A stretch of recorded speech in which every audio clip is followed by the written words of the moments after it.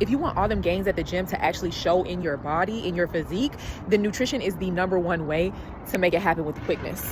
You know, everything is always in perfect timing, and I'm so excited because today I actually had a nutrition chat with one of my dear friends / clients, Rachel. Shout out to Rachel. And that is exactly what class number 4 of my Sustainable Wellness 101 course here on TikTok is about. If you're new here, my name is Armani. I am a certified fitness trainer, and I have a master's in education teaching people how to care for their minds through their body. And this is course 4 in my Human Talk course, Sustainable Wellness 101. You can check out the syllabus and the first 3 courses up on my TikTok page. So from our syllabus, today we are on meals, course number 4. We have 3 takeaways and a homework assignment with today's course, just like we do with all of our other ones. I'm excited for us to get into it. If there's a choice between Chick-fil-A, Cava, Chipotle, or anything else that starts with a C and meal prepping, I'm gonna choose the restaurant to start with a C every time. But I'm here in today's course to teach you ways to make it easier to consistently choose healthy meals at home over eating out. Consistently eating healthy is really hard. Like, that is actually my main downfall when it comes to having a wellness plan, having a wellness routine, is the nutrition element. Takeaway number 1, create a meal plan. And when I say that, I don't mean that you have to be the gym bro that's meal prepping naked in his kitchen because he got 16 abs and 24 meal prep trays. I didn't say you had to be that man, okay? But the meal plan that works for you and your schedule. For example, Rachel knows that she works from home on Mondays and Tuesdays, so Tuesdays are going to be her grocery shopping day, and we are going to make that a part of our meal plan. I choose one consistent day every single week or bi-weekly to go grocery shopping, and I stick to that day.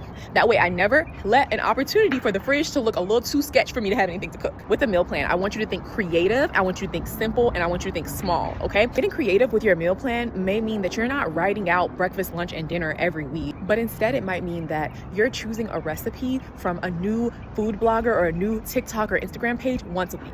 Once a week, I try a new recipe. That can be a meal plan. That can be a meal plan. It's encouraging you to know you're going to have a day that you eat at home. It's giving you a creative outlet, trying something new that you wouldn't usually try. And we're creating consistency in our eating habits. Once a week, I try a new food that I haven't had before. That's a meal plan. Another creative way to meal plan is using meal prep services. A lot of people think that they're too expensive because they assume that you have to do breakfast, lunch, and dinner 5 to 7 days a week. No, you don't have to. How about you order 2 to 3 lunches or 2 to 3 dinners from a meal prep service every week or bi-weekly? That way you have some type of consistency in your meal plan and your eating plan that doesn't have to rely on you going to the grocery store, meal prepping, and all that stuff. 2 to 3 meals a week is a lot more affordable than you think, and you're probably already spending that on Chipotle, Cava, and Chick-fil-A. So to the meal plan takeaway, creative, simple, and small. It doesn't have to be a complex plan, but it needs to have routine, and routine, whether it's 1 day a week or 5 days a week, is going to start getting you making healthier choices. And once you start with that 1 day a week, it's going to encourage you to add on 2. And then 3 days a week we're eating at home, and then 4, and then so on and so forth. Takeaway number 2, know a balanced plate. You are feeling burned out and exhausted trying to choose what you need to eat every day, when really dietitians and nutritionists have already laid it out for us. Our plate should be half veggies, 1/4 protein, and 1/4 carbs, and then a thumb's amount worth of fats like butter or olive oil or avocados. Super simple. If you consistently use this balanced chart in order to make your eating decisions, that's half the brain power. Okay, I know that half my plate needs to be veggies, 1/4 protein, 1/4 carbs. I know that there are infinite amount of carbs to choose from, infinite amount of protein, and infinite amount of veggies. And I know how to structure my plate, whether I'm structuring it like a burrito bowl, where half my burrito bowl is going to be veggies, half of it 1/4 of it rice, 1/4 of it grilled chicken, or if I'm structuring like a traditional dinner plate. I have my piece of salmon, I have my broccoli and cauliflower, and then I have a little corner of rice. You know, however you're structuring it, you know what the percentages will be, and that takes a lot of the brain power off when you're grocery shopping and when you're planning. And I love this one because going with my mission, small, sustainable ways to be well. Nobody said you had to make a complete 180 on what you're eating, when you're eating, and how.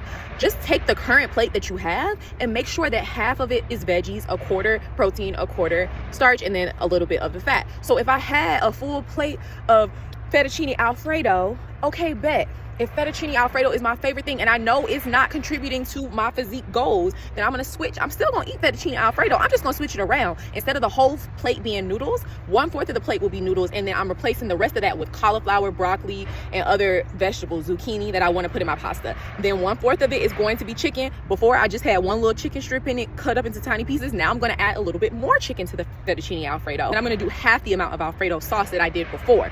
I still have fettuccine alfredo on my plate, but I rebalanced the plate so that the creamy alfredo sauce is only a little bit of the plate, and then vegetables are most of the plate, protein is most of the plate, and then we still have less noodles, but we still get to enjoy the noodles on the plate. And then takeaway number 3 is my favorite takeaway. Switch small. Switch out little things in your everyday diet. Just the smallest switches can make the biggest change. And I'm going to tell you one that I made recently that I fell in love with. The switch from white rice to wild rice. Now that's going to ruffle some Caribbean feathers. It's going to ruffle some Latinx feathers because rice is the foundation of our people, right? But listen, wild rice, brown rice, black rice, they have significantly more protein and fiber than stripped white rice. And so that change, that small shift, you're still eating the rice, but shifting to a different type of rice can have a significant impact on your diet over time. I say the same for other starches. Switching out the rice, for example, for cauliflower rice sometimes, switching out noodles like spaghetti noodles for spaghetti squash, or zucchini noodles or butternut squash noodles. And these are things that I can find at any local grocery store. I don't have to prep them or make them myself. Switching out regular yogurt for Greek yogurt. Regular Yoplait has lots of sugar, barely any protein, and tons of fat too. But a Greek yogurt has literally like triple the protein. I'll pull it up right here. But a Greek yogurt has like triple the protein and less sugar typically than regular yogurt. So same thing, I'm eating yogurt, but I'm switching the type of yogurt. These are the changes that are going to create sustainable differences in your body when you're consuming more fiber, more protein, and more healthy nutrients and antioxidants by making a more complex choice like the wild rice or the Greek yogurt or the zucchini noodles over regular noodles. And so that brings us to the homework. I want you to share with me in the comments 3 small switches that you can make in your current diet in order to see sustainable changes in your body. These changes can be whatever you want in your current diet that you think will help make a sustainable change for you. Switching from ice cream to Greek yogurt instead. Still get that creaminess with high protein. Switching from wheat noodles to zucchini noodles. Switching from butter to olive oil. Whatever switches you think are going to help you in making small sustainable changes that will have a huge impact in how you show up in your health and wellness. All right, you guys, I will see you in episode or in course number 5. We just have 2 more courses after this, so stick with me. Share this with a friend if you found it useful, and then comment the answers to the homework assignment below.